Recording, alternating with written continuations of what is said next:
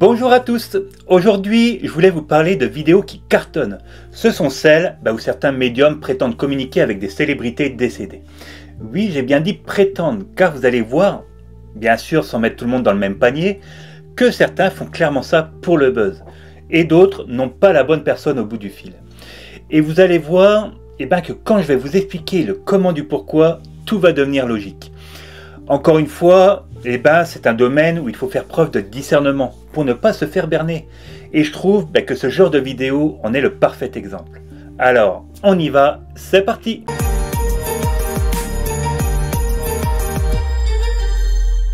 Pour ceux qui nous suivent depuis peu, on a déjà fait une vidéo sur le même sujet, où l'on ciblait une médium bien précise, car pour le coup, c'était vraiment abusé. Et d'ailleurs, elle continue toujours, et ça s'est même empiré. Elle a carrément, j'ai pas compris d'ailleurs, enlevé 400 ou 500 vidéos de sa chaîne, et elle n'a conservé que ses écritures automatiques, celles bien sûr qui font le plus de vues. Mais on n'est pas là pour la cibler particulièrement, parce que des médiums comme ça, il y en a énormément. Comme toujours, vous êtes bien sûr libre de croire ce que vous voulez. Si cela vous fait du bien de voir une personne communiquer avec Jeanne d'Arc ou Johnny Hallyday, pourquoi pas? Mais pour moi, ce n'est pas crédible. Bien sûr que l'idée de pouvoir communiquer avec une personne décédée connue peut sembler fascinante. Mais la vraie question est, pourquoi Elvis Presley voudrait-il spécifiquement communiquer avec moi? Non, parce que lui et moi, on va pas se le cacher, on se connaissait pas personnellement. D'ailleurs, je crois bien qu'il est mort avant que je naisse. Mais en soi, ça ne change rien.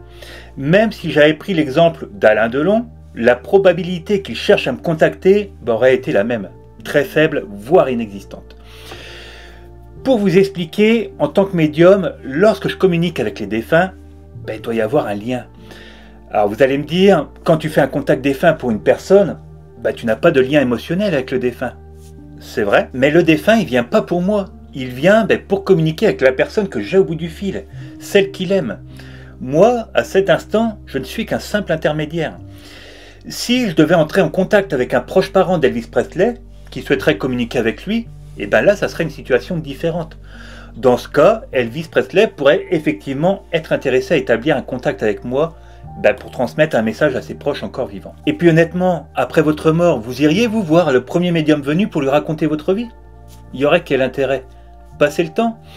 Ouais, je pense que de l'autre côté, on a beaucoup mieux à faire, mais allez regarder ce genre de vidéos par curiosité.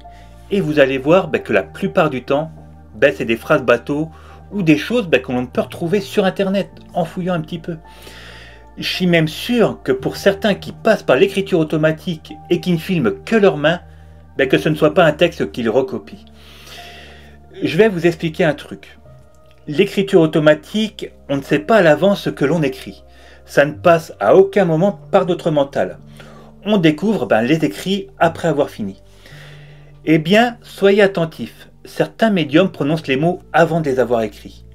Pour moi, c'est inacceptable de prendre les gens pour des idiots, ou alors, ça devient de l'écriture intuitive. Mais c'est pas la même chose. Et de toute façon, dans les deux cas, il faut vérifier avec qui on communique. Et c'est ce que nous faisons à chaque début de nos contacts défunts. On demande aux proches de vérifier, c'est vous qui devez reconnaître le défunt. Nous, on ne le connaît pas. Il peut nous dire que c'était un passionné de pêche, alors qu'il passait tout son temps, je sais pas moi, à faire des puzzles. Nous, ça on peut pas le savoir. Seul un proche peut le faire. Alors, dites-moi comment font-ils dans leurs vidéos pour vérifier qu'ils sont bien avec la célébrité? Ils peuvent pas. Si je vous demande de me parler de Michel Blanc, vous allez être capable de me dire qu'il a joué dans Les Bronzés et qu'il faisait partie de la troupe du Splendide. Eh bien, à votre mort, vous serez toujours capable d'aller voir un médium pour lui donner ces mêmes infos, et pourtant, vous n'êtes pas Michel Blanc, vous voyez? Je vous jure, je n'exagère pas, c'est à peu près le même genre d'infos que l'on retrouve dans ces vidéos. Même si certains ont fait l'effort de lire un peu plus loin que l'intro de Wikipédia. Maintenant, je sais ce que vont me répondre certains, car on l'a eu en commentaire de l'autre vidéo. Nous sommes autorisés à tenter de communiquer avec qui on veut de l'autre côté, même si on ne les a pas connus personnellement durant cette vie. Bien sûr, tentez, sur un malentendu ça peut marcher. Ou peut-être que vous discuterez simplement avec une âme qui se fait passer pour, c'est assez courant. Et généralement, c'est plutôt par ennui qu'elles le font.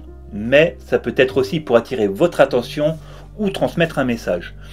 Même nous, expérimentés, il nous arrive encore de nous faire surprendre. Alors, ça dure pas longtemps, on les grille facilement, et d'ailleurs, pour vous raconter une anecdote, si vous ne le savez pas, je fais beaucoup d'entretiens spirituels par téléphone, où les gens vont m'exposer leurs questions, leurs problèmes, des situations qui les bloquent, enfin c'est assez varié, et justement, j'ai des personnes qui m'expliquent écrire avec certaines célébrités depuis des semaines, qu'elles en rêvent, et pour vous faire court, elles vivent avec eux au quotidien. Et bien là, vous pouvez être sûr que c'est soit une sorte d'idolâtrie, soit c'est une âme, comme on l'a vu, qui passe son temps. Et ça se vérifie souvent quand je fais le nettoyage du lieu. Ce que vous devez comprendre, c'est que les célébrités sont des âmes comme tout le monde. À leur mort, elles vont continuer leur évolution. Et elles finiront par passer à la lumière. À partir de ce moment, elles perdent leur identité de star. Elles redeviennent l'être essentiel et se réincarneront certainement en Monsieur Tout-le-Monde, suivant les intentions qu'elles vont choisir d'expérimenter.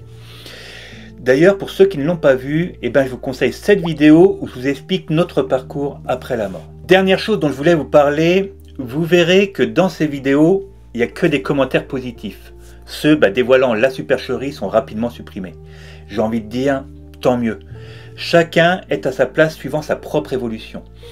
Si ça fait du bien à ces personnes d'adhérer à ces propos, il ne faut pas chercher à les convaincre de l'inverse. On n'accepte que les messages pour lesquels on est prêt. À chacun son rythme. Et comme nous avons averti pour l'autre vidéo, je vais vous demander de ne pas aller embêter ces médiums ou ces personnes qui proposent ces canalisations. Zappez simplement leur chaîne, comme certains le font pour la nôtre. Il n'y a aucun souci, nous ne vibrons pas tous à la même fréquence. Chacun est en quête de sa propre vérité. Et il est essentiel d'accueillir cette diversité avec bienveillance. Voilà, on arrive au bout. Comme d'habitude, donnez-nous de la force en lisant nos contenus, en les partageant et en vous abonnant. Peut-être qu'un jour, grâce à vous, nous pourrons vous proposer de plus gros projets. Encore une fois, merci à tous pour votre fidélité et je vous dis à bientôt pour une nouvelle vidéo.